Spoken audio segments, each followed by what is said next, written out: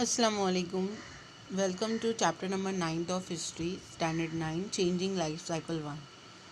We'll see how much the changes has happened in the history of India, and the people get updated in there in this era.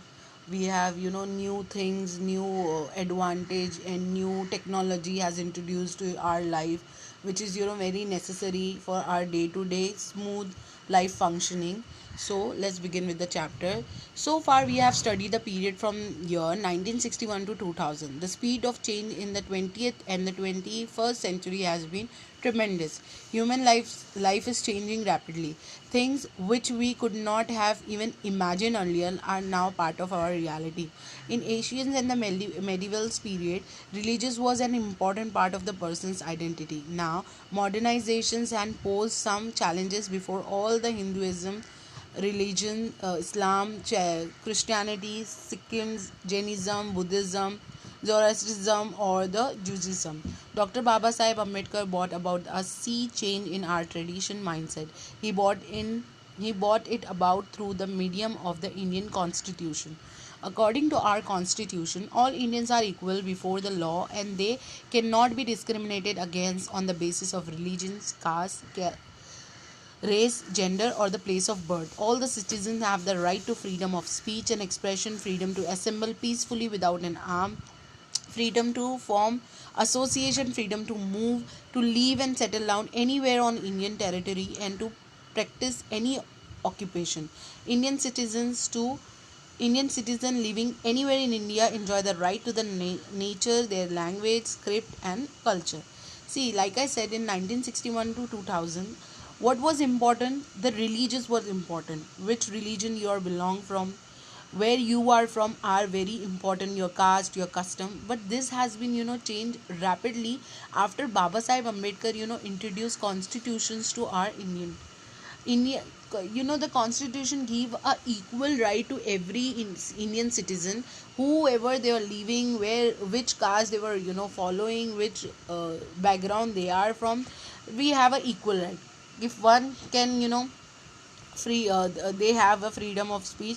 The constitution has not divided into race, caste, gender, and systems. We have adopted the modernization, which what is important. The humanity is important, your identity is important, your modernizations is important. So this is all about that, where you live, which language you speak, which culture you are following is not that important in after 2000. These provisions in the constitution shook the foundation of the caste system. It helped to make the practice of vacation running in the family obstacles. Changes become and the trend in every field of life. The following box shows how even machines were affected. See, this like they said before, that we have adopted the new technology. The trend has become that you have to be modernized, you have to be updated, you need to be morals, you should give the moral support or humanity to the other Indians as well. Thus began a series of minor and major changes in the society. Now anyone can go into the restaurant irrespective of his religion, race, caste, and gender. In fact, we see boards outside restaurant welcoming all. Another very sufficient change during the post-independence period in the right to express opinion against the government. Earlier, there were limits on expressing any opinion against the political rulers. Now, Indian citizens can register their protest against the politics of the government through newspapers, speech, or other media. See, this is the major changes we can say, that we can speak about a bad leader or the leader we have not, who is not, following the proper rules and regulations. India is the only country where we can say to anything to our prime minister on socially, or we can tweet them, or we can write something in the book or in the newspaper, anything. Why this has happened? Because of the freedom of speech. Now they have not restricted anything regarding the caste and system. Likewise in the restaurant, which is very minor thing, that people before in 2000, they don't allow from the different caste people to sit in the restaurant and have food. But now the things has changed. It all written all over the restaurant, that welcoming all, that anybody can come eat their food, not paying attention to their caste and their system. Now, the institution of the family.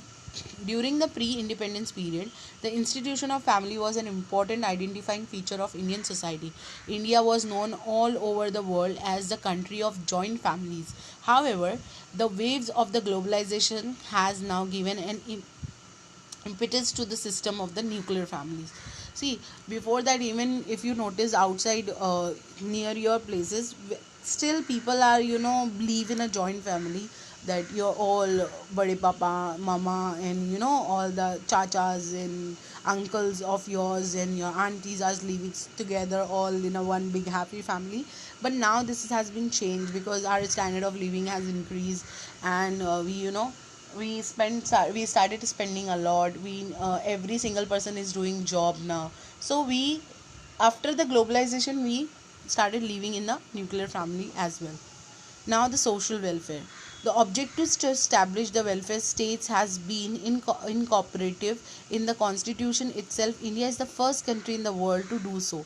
The social welfare programs aims to make opportunity for full-time employment, healthcare, education, and development available to all the Indian citizens. Indian society is riddled with the large-scale economic, social, agricultural, educational inequalities. However, it is necessary that opportunities for development reach women, children, and the different ables, the scheduled castes and tribes, as well as other minorities. This was the greatest challenge facing the government during the post-independence period. That is why, on 14th June 1964, the Government of India constituted the Ministry of the Social Welfare. Under the Ministry of various programs are implemented for nutrition and child development, social society and social protections, women's welfare and the development. A similar agreements exists at the state level top. Now what happened? We started focusing after the family institution of family, social welfare. What is the social welfare? Different social welfare or different organization has started working for the Indians, for the citizen of the Indians. That means they have to give the proper medications or educations, or you can see the healthy lifestyle, the health care. These are very important and very necessary in education faculty or in education system. Also, you can see many of the slum children are not getting proper education, and after, if they are allotted to the government school, they don't have proper foods. So now the government school started providing foods to these kind of children, which is now the people getting these kind of foods. And yeah, this will give by the government that proper nutrition children should have, the women should have. Even in the time of pregnancy, many of the women did not get the proper nutrition. Why? Because of the lack of money, or you can say the poverty. So, and the baby is not firmly and healthy because of that lack of nutrition their mother is having. So the proper health care opportunities are for there for these kind of people to get the nutritions properly, to get the security protections of women, that women are get harassed by the man. So these are the thing. Now, social caste and tariffs. According to the 1971 census, 22% people of India belongs to the scheduled caste and the tribes. Laws were educated to that they got educational scholarship and the representation in the parliament as well as state assembly. Some seats are also reserved for them in the government service. Now, after that, this scheduled caste and tribes. What happened? 22% of Indian are from the backward or the lower caste of from the lower caste. They don't get proper, again, the proper education. They don't have they don't know the law, and they don't get the proper education and healthcare.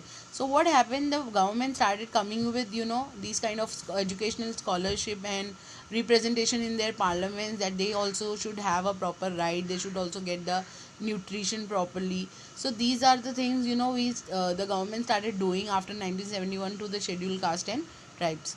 We'll see till here. Next we'll continue in next lecture. Thank you.